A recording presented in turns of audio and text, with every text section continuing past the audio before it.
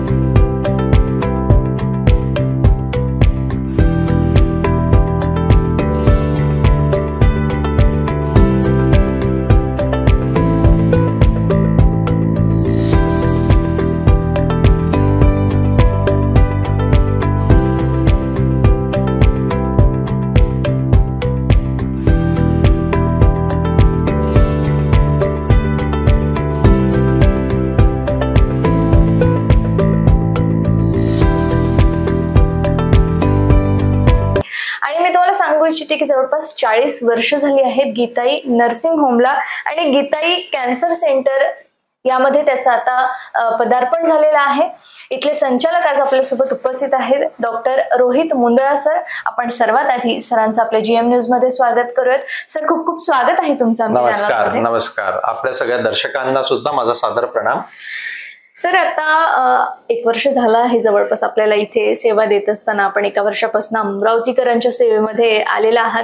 मला सांगाल की आता भरपूर काही प्रश्न कर्करोगाबद्दल तर मला विचारायचेच आहे, पण आता गीताई नर्सिंग होमचं जे आपण गीताई कॅन्सर सेंटरमध्ये जे आपण चेंजेस केलेले आहे किंवा पदार्पण केलेलं आहे याबद्दल मला अगदी तुमच्याकडनं जाणून घ्यायचंय.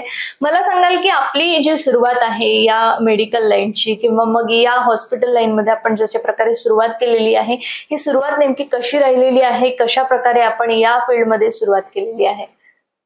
तर मी अमरावतीचाच मुलगा, म्हणजे बालपण माझं सगळं अमरावतीलाच गेलेलं. माझं 12वी पर्यंतचं शिक्षण हे अमरावतीला झालेलं. माझे आई वडील दोघेही डॉक्टर. माझे वडील म्हणजे मूत्ररोग शल्य चिकित्सक आणि आई हे स्त्रीरोग प्रसूती तज्ञ आहेत. 40 वर्षापूर्वी या हॉस्पिटलला त्यांनी जन्म दिला होता. 1989 मध्ये त्यांनी जन्म दिला आणि तेव्हापासून त्यांच्याच म्हणजे आशीर्वादाने हे हॉस्पिटल चालत राहिलं. आणि ते डॉक्टर असल्यामुळे मलाही एक प्रोत्साहन मिळालं की मी डॉक्टर बनायला हवं. आणि माझं मग त्या रीतीने मी 12वी नंतर MBBS शिक्षण घ्यायला शासकीय वैद्यकीय महाविद्यालय अकोला, GMC अकोला येथे माझं MBBS पूर्ण केलं. माझं MBBS पूर्ण केल्यानंतर माझं एंट्रन्स मधनं सिलेक्शन MS साठी मुंबई नायर हॉस्पिटल येथे झालेलं होतं आणि माझं MS सर्जरीचं शिक्षण नायर हॉस्पिटलला झालं. माझी आजी ही कर्करोगाने ग्रस्त होती आणि त्याच याच्यात त्यांची डेथही झाली. त्या गोष्टीने मला खूप अफेक्ट केलं म्हणा किंवा माझ्या मनात कर्करोगाबद्दल जिज्ञासा पैदा केली की याविषयी मी काहीतरी करायला हवं. आणि त्यानुसार मी जेव्हा सर्जरीमध्येच गेलो तेव्हाच माझा विचार होता की मला काहीतरी कर्करोगाबाबतीत करायचं आहे. या प्रोत्साहनाने म्हणा किंवा या मनात हे असल्यामुळे म्हणा मी माझं MCH म्हणजे MCH ही डिग्री घेण्यासाठी मी टाटा मेमोरियल हॉस्पिटल मुंबई येथे शिकायला गेलो. तिथं माझं 3 वर्षाचं शिक्षण पूर्ण करून MCH डिग्री घेतली आणि 1 वर्षाचं तिथं असिस्टंट प्रोफेसर म्हणून माझा अनुभव सुद्धा घेतला आणि मी पेशंटला सेवा सुद्धा दिली. टाटा हॉस्पिटल मुंबई म्हटलं की एक तऱ्हेचं तीर्थस्थान आहे जिथं कॅन्सर साठी जे काही आपल्याला शिकायला हवं ते तिथं मिळतच आपल्याला. बिलकुल. तर टाटा हॉस्पिटलला आपलं जे कॅन्सरचं जे स्पेशालिटी आहे ती तुम्ही घेतलेली आहे. आणि मला सांगाल की एक इन्सिडन्स तुमच्या सोबत घडलेला होता आजी आजारी असताना आणि मग ते सगळं तुम्ही तुमच्या डोळ्यांनी बघितलं होतं आणि म्हणूनच तुम्हाला काहीतरी करावंसं वाटलं की इतर कोणाला या कर्करोगाचा सामना करावा लागणार नाही किंवा मग त्यासाठी आपण काय करू शकतो याकरिता तुम्ही प्रामाणिकपणे तुमचं काम करत राहिले. आता मला सांगाल की जे काही शिक्षण तुम्ही घेतलेलं आहे, जी स्पेशालिटी आपली झालेली आहे, तर इथे आपण आता 1 वर्षापासून सेवा देण्यासाठी आलेलाच आहात. आपल्या इथे काय काय ट्रीटमेंट आणखीन केली जाते? आई वडील तर आधीपासून इथे सेवा देण्यासाठी होतातच, पण त्याचबरोबर आणखीन इथे आता काय काय ट्रीटमेंट केली जात आहे, जे तुम्ही आता काही चेंजेस केलेले आहे, आणखीन ऍडव्हान्स कशा प्रकारे हे हॉस्पिटल झालेलं आहे? असं झालं की मुंबई पुण्याला शिक्षण घेतल्यानंतर सगळेच लोक मुंबई पुण्यालाच राहण्याचा विचार करतात किंवा मुंबई पुणे बेंगलोर हैदराबाद इथं जाऊन सगळे स्थायिक होतात. माझ्या मनात नेहमी होतं की मला माझ्या सिटीला जाऊन सेवा द्यायची आहे. मला माहिती आहे इथे लोक काय स्ट्रगल करतात. माझ्या मातृभूमीला परत यायचं, माझ्या जन्मभूमीकडे मला परत यायचंय. कारण आपण मुंबईला बघतो की तिथून दुरून पेशंट येतात, मग त्यांना राहायला जागा नसते, अफाट पैसा खर्च होतो. टाटा हॉस्पिटलला सुद्धा माझ्या जे गुरुवर्य आहेत त्यांनी सुद्धा हे प्रोत्साहन दिलं की नाही, तुम्ही तुमचं शिक्षण घेऊन आता जायला हवं. म्हणून मागच्या वर्षी मी गीताई नर्सिंग होम येथे माझ्या आई वडिलांना जॉईन केलं. याशिवाय मी सुपर हॉस्पिटल म्हणजे RRSH म्हणजे आपलं डफरीनच्या मागे जे गव्हर्नमेंटचं सुपर हॉस्पिटल आहे त्याला सुद्धा मी ऑन्को सर्जरी डिपार्टमेंटला जॉईन झालो. किंवा मी MCH डिग्री असलेला कर्करोग शल्य चिकित्सक म्हणून मी अमरावतीतला पहिलाच आहे. सो त्याच्यातनं मग मी इथं जेव्हा गीताई नर्सिंग होमला आलो तेव्हा माझे आई वडील माझे ऑलरेडी मूत्ररोग शल्य चिकित्सक म्हणून सेवा देतच होते. हे हॉस्पिटल ऑलरेडी 30 बेडेड संपूर्ण सज्ज हॉस्पिटल होतं आणि माझी आई ही स्त्रीरोग प्रसूतीशास्त्र तज्ञ म्हणून मागच्या 40 वर्षापासून सेवा देत होती. मग कर्करोगचे जे शल्यचिकित्सा जे ऑपरेशन असतात किंवा सर्जरीज असतात ज्या पूर्ण हे असतात ह्या थोड्या नाजूक असतात, गुंतागुंतीच्या असतात. त्यासाठी म्हणून आम्हाला थोडं अपग्रेडमेंट करावं लागलं या हॉस्पिटलचं. त्यासाठी आम्ही वेगवेगळ्या प्रकारचे इन्स्ट्रुमेंट्स आणणार, जसं की ऍडव्हान्स मशिनरी म्हणजे ज्याच्यात आपल्याला क्वाट्री मशीन असेल, अनेस्थेशियाची मशीन असेल, ओटी स्टेट ऑफ आर्ट केली, किंवा निर्जंतुकीकरण करण्यासाठी म्हणून ज्या मशिनरी असतात त्या स्टेट ऑफ आर्ट केल्या. इथं माझ्याकडे आयसीयूची सुविधा उपलब्ध केली, व्हेंटिलेटरची सुविधा उपलब्ध केली.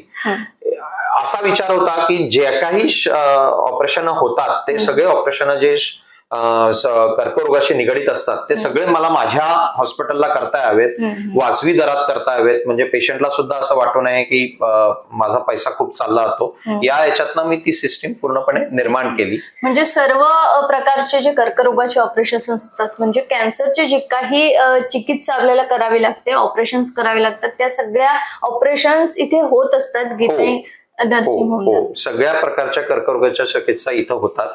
याशिवाय माझी वाईफ ही सुद्धा स्त्रीरोग प्रसूती आहे, स्त्रीरोग प्रसूती शास्त्र तज्ञ, आणि तिने ऍडव्हान्स 2 इयरची वाडिया हॉस्पिटल मुंबई येथे दुर्बिणीद्वारे शस्त्रक्रिया करण्याची म्हणजे पूर्णपणे अनुभव घेतलेला आहे, फेलोशिप घेतलेली आहे तिथं.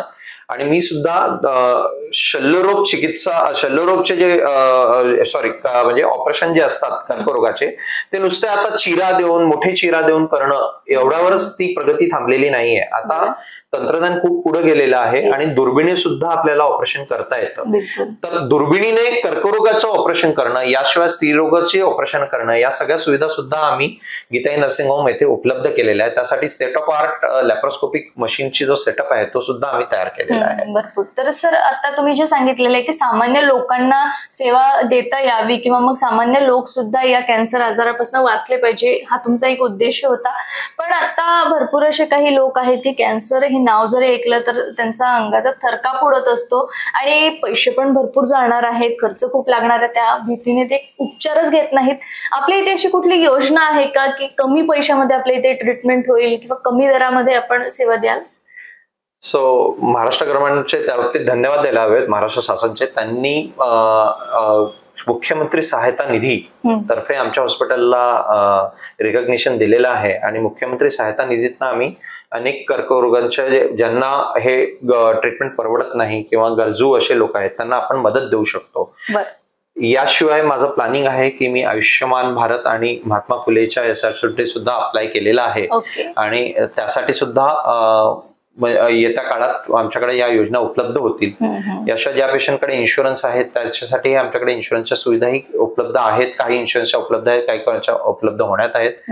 अशा रीतीने माझा प्रयत्न सुरू आहे की ती जी ट्रीटमेंट आहे ती वाजवी दरात पेशंटला मिळावी आणि पेशंटला सुद्धा ती प्रत्येक म्हणजे कानाकोपऱ्यात ट्रीटमेंट पोहोचायला हवी याची. बिलकुल. भविष्यात आणखीन काय प्लॅनिंग्स आहेत? जसं तुम्ही आणखीन सांगितलेलं आहे की वाजवी दरामध्ये आणखीन कशा प्रकारे पेशंटला उपचार देता येतील हा एक उद्देश आहे, पण आणखीन काय या हॉस्पिटलला घेऊन प्लॅनिंग्स आहेत किंवा अमरावतीकरांसाठी आणखीन काय नवीन करायचं आहे? तर तपोवन क्षेत्रात एक 100 बेडेड हॉस्पिटलचं निर्माण ऑलरेडी सुरू झालेलं आहे. पुढच्या 2026 मे पर्यंत आपल्याकडे एक 100 बेडेड ज्याच्यात रेडिएशन फॅसिलिटी, रेडिएशन म्हणजे लाईटची ट्रीटमेंट कर्करोगाशी निगडीत, किमोथेरपीची ट्रीटमेंट आणि ऑपरेशनची ट्रीटमेंट या एकाच बिल्डिंग मध्ये एकाच ठिकाणी छताखाली होतील आहे. जे हॉस्पिटल अजूनपर्यंत जसे नागपूर मुंबईला आपण बघतो कर्करोगाशी निगडीत तशा प्रकारचं हॉस्पिटलचं निर्माण कार्य सुरू झालेलं आहे आणि पुढच्या मार्च एप्रिल पर्यंत असं वाटतं की ते कम्प्लीट होईलच. याशिवाय या हॉस्पिटल जे सुरू आहे त्या हॉस्पिटलला सुद्धा सगळ्या योजना आणणं आणि पेशंटला किमोथेरपी सुद्धा आम्ही डॉक्टर आदित्य भागवत हे आमचे किमोथेरपीचे स्पेशालिस्ट आहेत, तुम्ही कधी त्यांना भेटूही शकाल. डॉक्टर त्यांच्यातर्फे किमोथेरपीची सुविधा ऑलरेडी आम्ही सुरू केली आहे. म्हणजे एकाच छताखाली किमोथेरपी आणि ऑपरेशन ही सुविधा आता आम्ही देतच आहोत.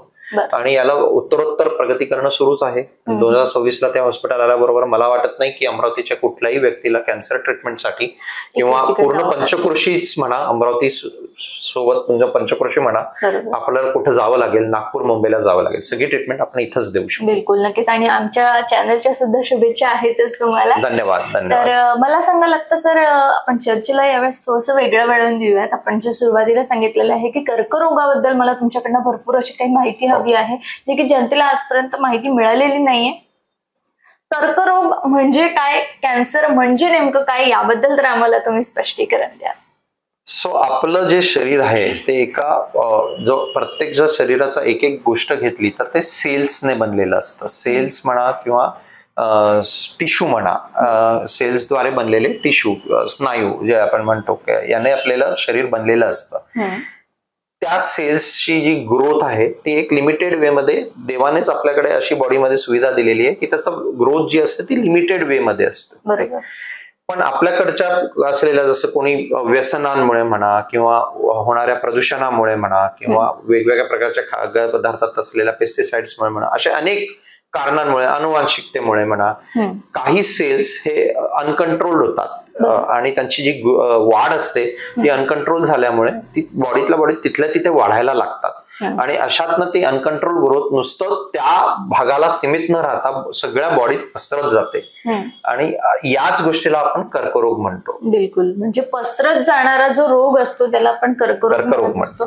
तर याची लक्षणं साधारणतः काय दिसून येत असतात सर मानवाच्या शरीरामध्ये? कर्करोग विविध भागात होऊ शकतो.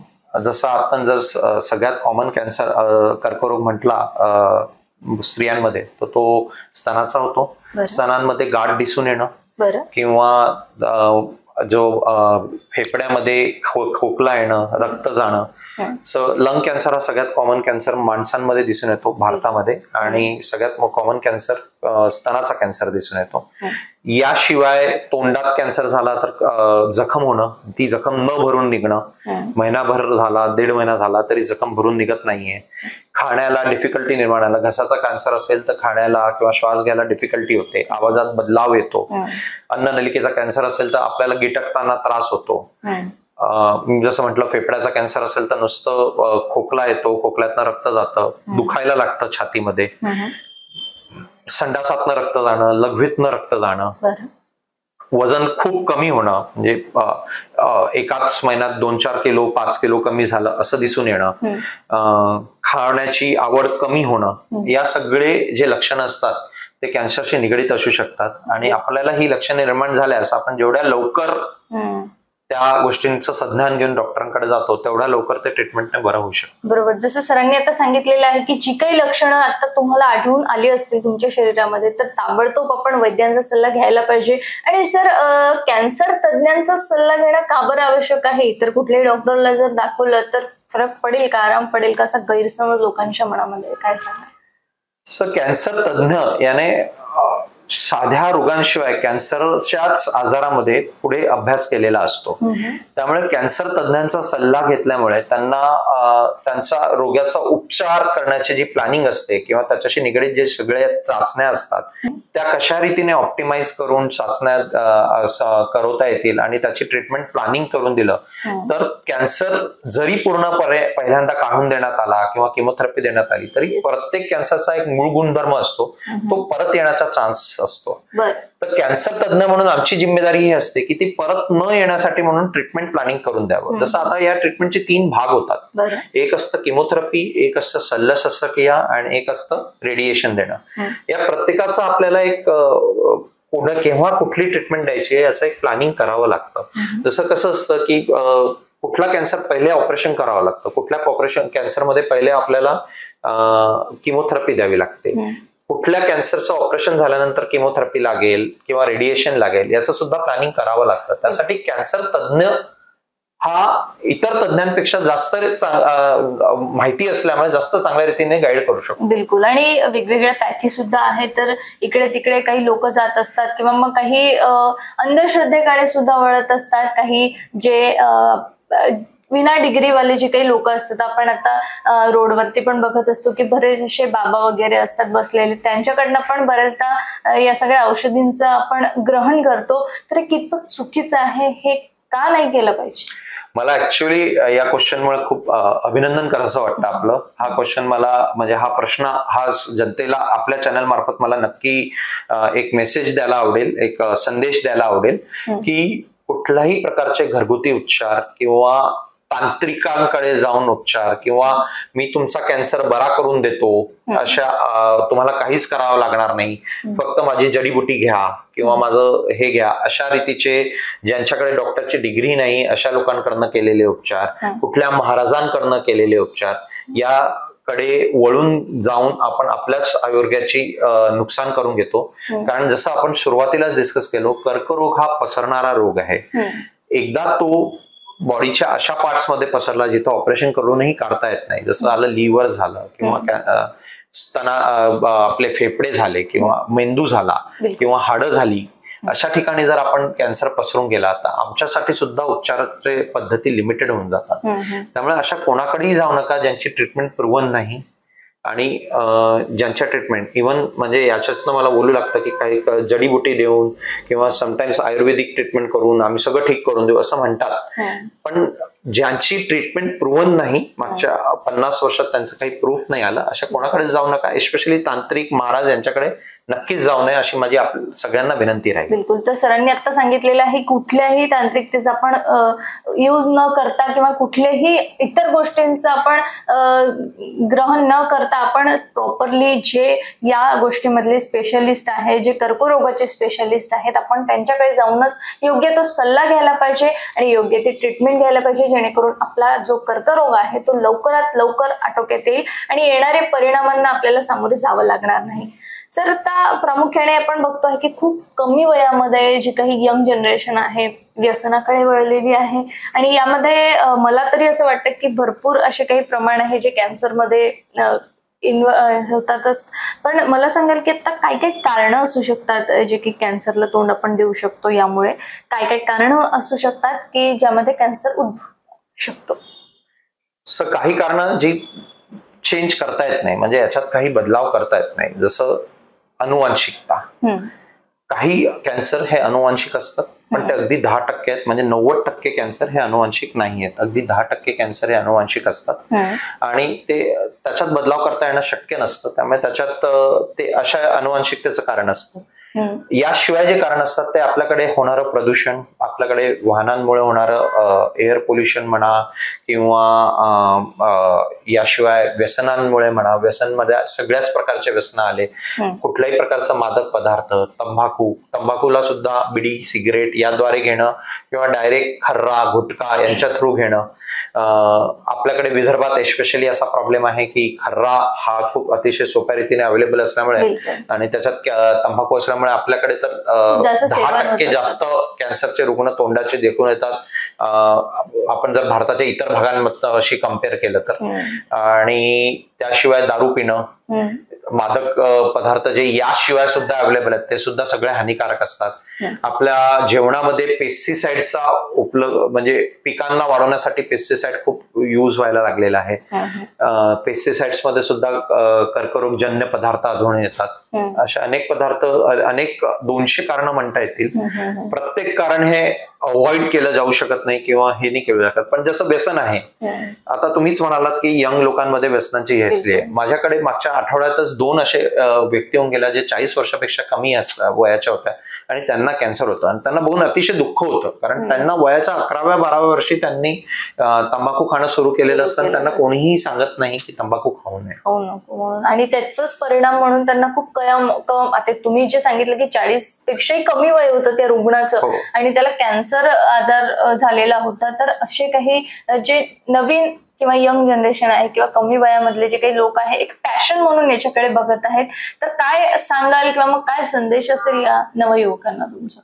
आपल्याकडे अनेकदा कल्चरली म्हणा किंवा मूव्हीज मधनं म्हणा, सिगरेट पिणं किंवा मजा येते म्हणून तंबाखू खाणं किंवा मित्राने तंबाखू खाल्ला म्हणून मी तंबाखू खायला लागलो किंवा आजूबाजूला लोक खातात, त्यांना बरं वाटतं, मला कामच करवत नाही तंबाखू करण्याशिवाय, मला सिगरेट पिल्याशिवाय संडासच येत नाही, अशा रीतीने अनेक लोक या गोष्टींना जस्टिफाय करायला जातात किंवा त्या म्हणतात की हे करायला हवं असं म्हणतात. पण अगदी लक्षात घ्या की मी जर एका बिस्किटाच्या पुड्यावर लिहिलं की हे कॅन्सर रोग ज्यांना आहे तर ते बिस्किट खाल का? मग तशा रीतीने तुम्ही जर प्रत्येक सिगरेटच्या पुडीवर बघितलं किंवा प्रत्येक तंबाखूच्या च्यावर लिहिलेलं बघतात, गुटख्याच्या च्यावर लिहिलं बघतात की हे आरोग्याला हानिकारक आहे आणि यांच्यामुळे कॅन्सर होऊ शकतो. ठळक अक्षरामध्ये लिहिलं असून सुद्धा आपण त्याचं सेवन करत असतो. तर माझं हेच म्हणणं राहील की प्लीज या सगळ्या गोष्टींना अवॉइड करा. अतिशय सात्विक जेवण करणं, घरातलं जेवण करणं, जास्तीत जास्त घरातलं जेवण करा. पार्टीज मध्ये जाताना सिगरेट, दारू यांचं सेवन करू नका. आज ते अट्रॅक्टिव्ह वाटतं, पण ज्या काळात यांच्यामुळे होणारे रोग निर्माण होतात त्या काळात आम्ही आयुष्याचा नाश होताना पाहिलेला आहे. आपण प्रत्येक सिनेमा किंवा मूव्हीज मध्ये जेव्हा जातो तेव्हा ते जे दाखवलेले आहेत ते टाटा हॉस्पिटलमध्ये चित्रित केलेले रिअल पेशंट्स आहेत. तशा रीतीने खूपदा घडून येतं आणि याचं प्रमाण खूप वाढत चाललेलं आहे. खूप स्पीडमध्ये कॅन्सर हा भारतात घुसून आलेला आहे. प्लीज माझा संदेश एवढाच राहील की आपण या सगळ्यांना अवॉइड करायला हवं. ऍटलीस्ट ज्या गोष्टी अवॉइड करू शकतो त्या नक्की करायला. त्यात व्यसन हे पहिल्या नंबरवर आहे आणि त्यातही तंबाखूचं व्यसन हे अतिशय वाईट आहे. त्यांना आजच बंद करू शकाल तर फारच चांगलं आहे. जर आपण कुठलंही व्यसन करत असू तर आपण ते कुठेतरी आजच थांबवलं पाहिजे आणि त्यातल्या त्यात जर आपण तंबाखूचं व्यसन करत असू तर कुठेतरी ते आपल्या आयुष्यासाठी किंवा आपल्या बॉडीसाठी, आपल्या शरीरासाठी अत्यंत धोकादायक आहे असं सरांनी आता सांगितलंय. सर, आम्ही असं ऐकलंय की ज्या कॅन्सरच्या स्टेजेस असतात भरपूर, फर्स्ट, सेकंड, थर्ड, तर या स्टेजेस आपण कशा प्रकारे माहीत करून घ्यायला पाहिजे की आपण या स्टेज पर्यंत आहोत आणि आता आपल्याला सर्जरीचीच गरज आहे, ते कसं आपण माहीत करून घ्यायचं? आजकाल टेक्नॉलॉजीने खूप ऍडव्हान्स केलेलं आहे आणि आपल्याकडे आता भरपूर सिटी स्कॅन सारखा टेक्नॉलॉजी आली आहे, MRI सारखी टेक्नॉलॉजी आहे. पहिले फक्त सोनोग्राफी होती, आता सिटी स्कॅन, MRI मुळे त्याच्यात उत्तरोत्तर प्रगती झाली आहे. आता AI म्हणजे आर्टिफिशियल इंटेलिजन्स सुद्धा त्याच्यात येऊ घातला आहे. याद्वारे आपण स्टेजेस निर्माण करू शकतो. कॅन्सरचे स्टेजेस युजली प्रत्येक कॅन्सरला आपण 4 भागात डिवाइड करतो. पहिला स्टेज म्हणजे अगदी सूक्ष्म कॅन्सर. भरपूरदा त्याचं कुठल्या प्रकारचे निदान करताना खूप सोप्या रीतीने निदान होतं, खूप सोप्या रीतीने ट्रीटमेंट होतं आणि खूपच मिनिमल सिम्पटम्स असतात पेशंटना. अशा पेशंटला ट्रीट करणं सगळ्यात सोपं असतं. ते परत येण्याचे चान्सेस असे असतात. जसं जसं स्टेज 2, स्टेज 3 झाली तेवढा पेशंटचा जो गुणधर्म आहे परत येण्याचा तो वाढत जातो. स्टेज 4 कॅन्सर हा तर सगळ्याधिक भयानक म्हणता येईल असा आहे की जो प्रायमरी जे आहे म्हणजे जिथं कॅन्सर झालाय, उदाहरणार्थ झाल्या स्तनाचा कॅन्सर हा हाडात जाऊन पसरणं किंवा लिव्हरमध्ये जाऊन पसरणं किंवा फेफड्यामध्ये जाऊन पसरणं, पोटामध्ये पाणी निर्माण होणं, याला स्टेज 4चा कॅन्सर आपण म्हणायला लागतो. आणि स्टेज 4चा जो कॅन्सर असतो तो अतिशय दुविधाजनक असतो. त्याची उपचार पद्धती अजून डेव्हलप झालेली नाहीये. अनेक वेळा आम्हाला पेशंटला हे म्हणावं लागतं की आता आयुष्य लिमिटेड आहे. आम्हाला सुद्धा वाईट वाटत राहतं. तर म्हणूनच रोग निदान करताना तेव्हा कुठला कॅन्सरची कुठली स्टेज आहे हे माहित करणं फार गरजेचं असतं. बिलकुल. सर, आता मला हे विचारायचं आहे की स्टेजेस तुम्ही जे सांगितलेले आहेत किंवा आपल्याला कळलंच की आता आपल्याला कॅन्सर झालेला आहे आणि आपण या स्टेज पर्यंत आहोत, तर असे काही पेशंट जर तुमच्याकडे आले तर तुम्ही त्यांना कशा प्रकारे सल्ला देता किंवा मग आपल्या येथील उपचार पद्धती किंवा आपल्या येथील ट्रीटमेंट पद्धती नेमकी कशी आहे तेही मला जाणून घ्यायचंय. सो कॅन्सरचा पेशंट आला किंवा त्यांच्या प्रकारच्या कुठले क्लिनिकल फीचर्स म्हणजे सिम्पटम घेऊन आला किंवा कुठल्या प्रकारचे जखमा घेऊन आला, गाठा घेऊन आला, तर तेव्हा आम्ही पहिल्यांदा त्यांना म्हणतो की कॅन्सरचा कुठला प्रकार आहे किंवा प्रत्येक ठिकाणी कॅन्सरच्या प्रकारानुसार ट्रीटमेंट बदलते. जसं आपण आणि कॅन्सरचे 25 प्रकार आहेत. प्रत्येक प्रकाराची ट्रीटमेंट ही वेगळी असते. म्हणून पहिले तर आपल्याला बायोप्सी करून म्हणा, ज्या ज्या कॅन्सर्समध्ये बायोप्सी उपलब्ध आहेत त्यानुसार बायोप्सी, रक्ताच्या चाचण्या, सिटी स्कॅन, MRI जसं मी आताच सांगितलं, हे सगळ्या तपासण्या करून आपल्याला पहिले जाणून घ्यायला हवं की कॅन्सरची कुठल्या प्रकारचा कॅन्सर आहे आणि कितपर्यंत कुठली स्टेज आहे. या 2 गोष्टी जाणून घेतल्यानंतर त्याचं प्रत्येक स्टेजनुसार, प्रत्येक पेशंटच्या परिस्थितीनुसार, प्रत्येक पेशंट आता 60 वर्षाच्या पेशंटला किंवा 70 वर्षाच्या पेशंटला कुठल्या प्रकारची ट्रीटमेंट सहन होईल, तोच ट्रीटमेंट 40 वर्षाच्या पेशंटला बहुतेक जास्त सहन होईल किंवा जास्त जास्त अग्रेसिव्ह राहणार ट्रीटमेंट सहन होईल. 70 वर्षाच्या पेशंटला तेवढं अग्रेसिव्ह ट्रीटमेंट सहन नाही होणार. म्हणून पेशंटला प्रिसिजन ट्रीटमेंट देणं आणि प्रत्येक पेशंट हा वेगळा आणि त्या पेशंटची ट्रीटमेंट प्लॅनिंग करणं हे कर्करोग तज्ञ म्हणून आमचं काम असतं आणि त्याचरित्या आपण गीताई तर्फे तर ते देतोच आणि प्रत्येक कर्करोग तज्ञ याच्यावरच मेहनत करत असतो. बिलकुल. खूप छान वाटलं सर, तुम्ही एवढं छान मार्गदर्शन आम्हाला सगळ्या विषयांवरती केलेलं आहे. पण तरी देखील आणखी बरेच असे जे पेशंट्स आहेत ज्यांना कर्करोग झालेला आहे आणि ते खूप कठीण कंडिशन मधून किंवा कठीण परिस्थितीमधून ते स्वतः जात आहेत, तर अशा लोकांना किंवा मग जे यंग जनरेशन आहे आणि ज्या महिला आहेत जे आपल्याला GM न्यूजच्या माध्यमातून बघत आहेत, आमचे व्ह्युअर्स, तुमचे व्ह्युअर्स, काय संदेश द्याल तुम्ही जाता जाता या सगळ्या लोकांना, महाराष्ट्रातील जनतेला? कर्करोग तज्ञासाठी मी सगळ्यात पहिले म्हणेल की कर्करोग झाला म्हणून हिंमत हारू नका. हिंमत हारवून आपण ट्रीटमेंट न करणं हे जास्त डेंजरस आहे. आम्ही आहोत तुमच्यासाठी. आपण दोघं मिळून लढूया.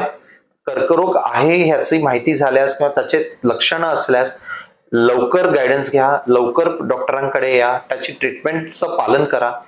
घाबरू नका. सगळीकडे प्रत्येक डॉक्टर हा तुम्हाला सपोर्ट करतोच आहे आणि ट्रीटमेंट कम्प्लीट घ्या. एस्पेशली जसं तुम्ही महिलांचं म्हणालात, अनेकदा आम्हाला असं दिसून येतं की महिला अंगावर आजार काढत असतात. जसं स्तनात गाठ झाली किंवा योनीच्या द्वारे रक्त येत आहे, बच्चेदानीच्या थैलीच्या थ्रू रक्त येत आहे, खूप जास्त रक्त जात आहे, असं असताना सुद्धा पेशंट भरपूरदा लक्ष होत राहतं म्हणून विचार करतात की आम्ही दाखवणार नाही. मी म्हणेल की नाही, उलट दाखवा. त्याची ट्रीटमेंट जितक्या लवकर होईल तितक्या लवकर कॅन्सरवर आपण मात करू शकतो. कॅन्सरवर मात करणं शक्य आहे हे लक्ष ठेवा, लक्षात राहू द्या आणि आपण सगळे मिळून त्याची फाईट करू शकतो. नक्की आपण फाईट करूयात आणि हा लढा जिंकूयात असं मी म्हणेन. सरांनी सांगितलेलं आहे कॅन्सरवरती आपण जरूर आणि जरूर मात करू शकतो, कॅन्सरला आपण हरवू शकतो. पण त्याला आपण योग्य उपचारांची जोड दिली, योग्य ट्रीटमेंटची जर जोड दिली आणि स्पेशल करून जर आपल्याला या छोटी छोटी लक्षणं जर आपल्या शरीरामध्ये आढळली तर आपण लवकरात लवकर कॅन्सर तज्ञांचाच सल्ला घ्यायला पाहिजे, जेणेकरून आपला जो कॅन्सर आहे लवकरात लवकर आटोक्यात येईल. आणि स्पेशली महिलांना सरांनी हा संदेश दिलेला आहे की आपला कुठलाही आजार असो आपण कृपया अंगावरती काढत बसू नये. आपल्याला, या समाजाला, आपल्या घराला आपली गरज असते. आपणच जर असं थकून गेलो आणि आपण जर अंगावरती आजार काढत बसले तर येणारे परिणाम हे खूप गंभीर होतील. सर, खूप खूप धन्यवाद दिलेल्या सगळ्या सविस्तर माहितीसाठी. धन्यवाद. आपलं सुद्धा धन्यवाद. खूप छानरित्या आम्हाला संधी दिली कॅन्सर या रोगाविषयी बोलण्याची आणि जनजागृती करण्याची. या विषयात मी गजर चॅनलचा आणि आपलं माझ्यातर्फे आभार मानतो. थँक्यू. आणि गीताई नर्सिंग होम तर्फे आभार मानतो. थँक्यू. खूप खूप धन्यवाद सर, खूप खूप धन्यवाद. तर हे होते माझ्यासोबत डॉक्टर रोहित मुंदडा सर. आपण बघितलेलं आहे की कर्करोग, आपण कर्करोगाला कशा प्रकारे हरवू शकतो. सर आपल्यासोबत आहेत, अनेक कॅन्सर तज्ज्ञ आपल्यासोबत आहेत, कॅन्सर शल्य चिकित्सक सुद्धा आपल्यासोबत आहेत. तर नक्कीच आपण या कॅन्सरला हरवू शकतो, परंतु आपल्याला हा लढा लढावा लागेल. जर कुठलेही प्रश्न तुम्हाला विचारायचे असतील तर तुम्ही कमेंट बॉक्समध्ये टाईप करू शकता. आणि हो, गीताई कॅन्सर सेंटर पर्यंत जर तुम्हाला पोहोचायचं असेल तर खाली नंबर आणि बाजूला ऍड्रेस सुद्धा दिलेला आहे. तरी देखील जर या सगळ्या आजारांशी तुम्हाला लढायचं असेल, तुम्हाला जर ही ट्रीटमेंट हवी असेल तर तुम्ही नक्कीच या हॉस्पिटलशी संपर्क साधावा. तुर्तास मी नेहा तुम्हा सर्वांची रजा घेते. बघत रहा गजर महाराष्ट्राचा.